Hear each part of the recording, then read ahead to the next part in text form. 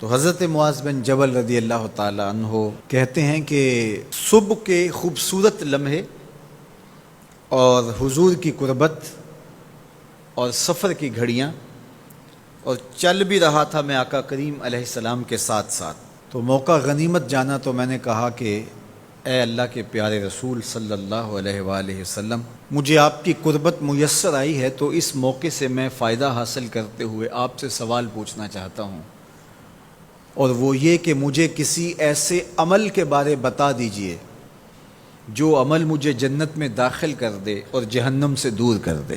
تو حضور علیہ السلام نے اس سوال پر ان کی تحسین فرمائی، فرمایا تو نے بہت بڑا سوال کیا ہے، اس کا جو جواب ہے کہ جنت نصیب ہو اور مجھے جہنم سے نجات ملے تو یہ اتنا آسان کام نہیں ہے، یہ بڑا مشکل کام ہے، لیکن جس پر اللہ آسان کر دے اس کے لیے مشکل نہیں ہے۔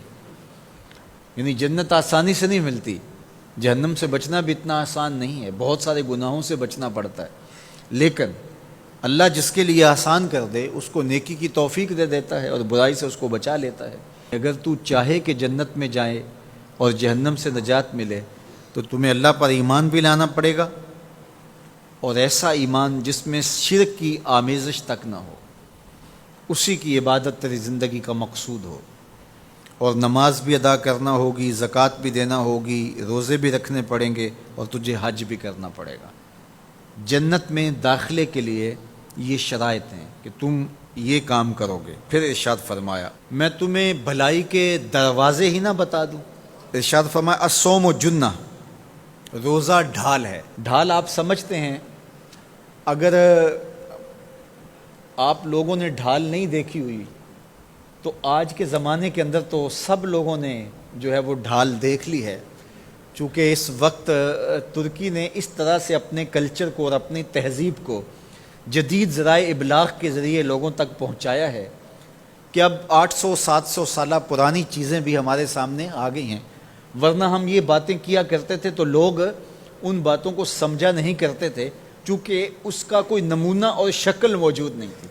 جب دشمن تیر پھینکے تو تیر سے بچنے کے لیے وہ لوہے کا پتلا جو آگے کر دیا جاتا ہے، جو تیر کو اپنے اوپر روک لیتا ہے، اس کو عربی میں جنہ اور اردو میں ڈھال کہا جاتا ہے۔ تو آقا کریم نے فرمایا روزہ ڈھال ہے، تو گویا جہنم کی آگ سے بچانے کے لیے جو ہے وہ روزہ کام دے گا۔ والصدقۃ تطفئ الخطیئۃ، یہ گناہوں کو مٹا ڈالتا ہے، جس طرح کہ آگ کو پانی بجھا ڈالتا ہے، تو اس طرح جب صدقہ دیا جاتا ہے تو جو گناہ ہوتے ہیں وہ ایسے مٹتے ہیں کہ لگتا ہے یہاں گناہ تھے ہی نہیں۔ آگے ارشاد فرمایا رات کے پیٹ میں نماز ادا کرنا، یعنی تہجد کی نماز ادا کرنا۔ پھر حضور علیہ الصلوۃ والسلام نے یہ آیت پڑھی تتجافی جنوبہم عن المضاجع، ان کی کروٹیں بستروں سے الگ رہتی ہیں، خوف اور طمع میں وہ اللہ کو پکارتے ہیں اور وہ رات کو جاگتے ہیں، ان کی کروٹیں بستروں سے الگ رہتی ہیں، حتی بلغ یعملون، یہ آیت پڑھتے ہوئے آخر تک حضور نے تلاوت فرمائی۔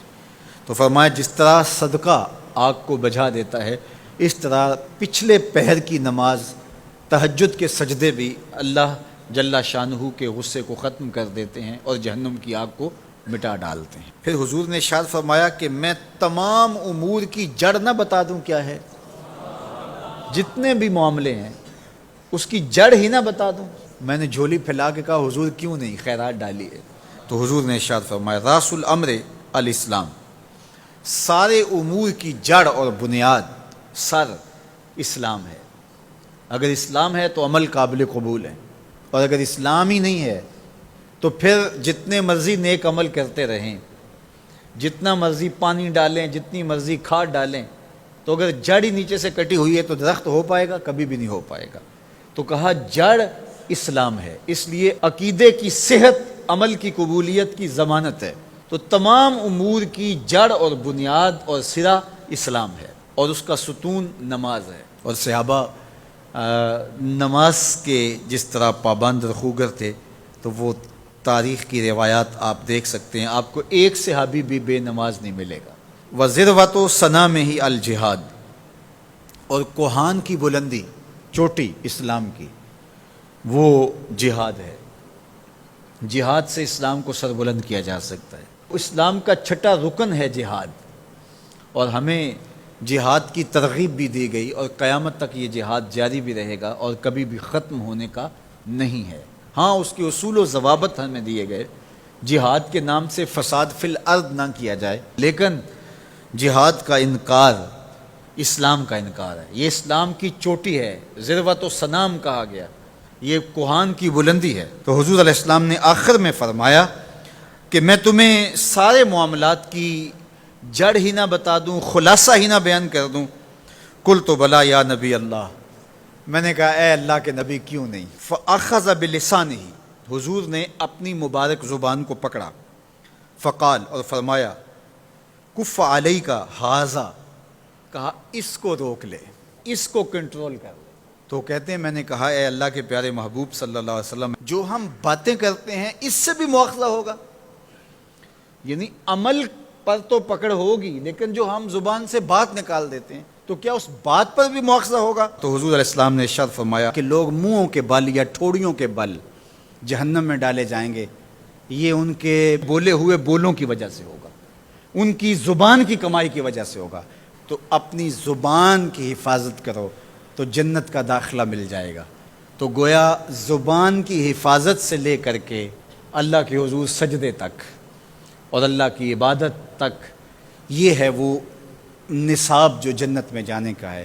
اللہ ہم سب کو 5 گانا باجماعت نماز کی توفیق دے، اللہ ہمیں توفیق حج کی نصیب کرے، اللہ ہمیں رمضان المبارک کے روزے رکھنے کی توفیقات سے مالا مال کرے، اللہ اپنی راہ میں جد و جہد اور جہاد کی توفیق سے مالا مال کرے، اور اللہ ہمیں ہماری زبان کی حفاظت کی توفیق دے تاکہ ہم خیر کی راہوں کے مسافر رہیں۔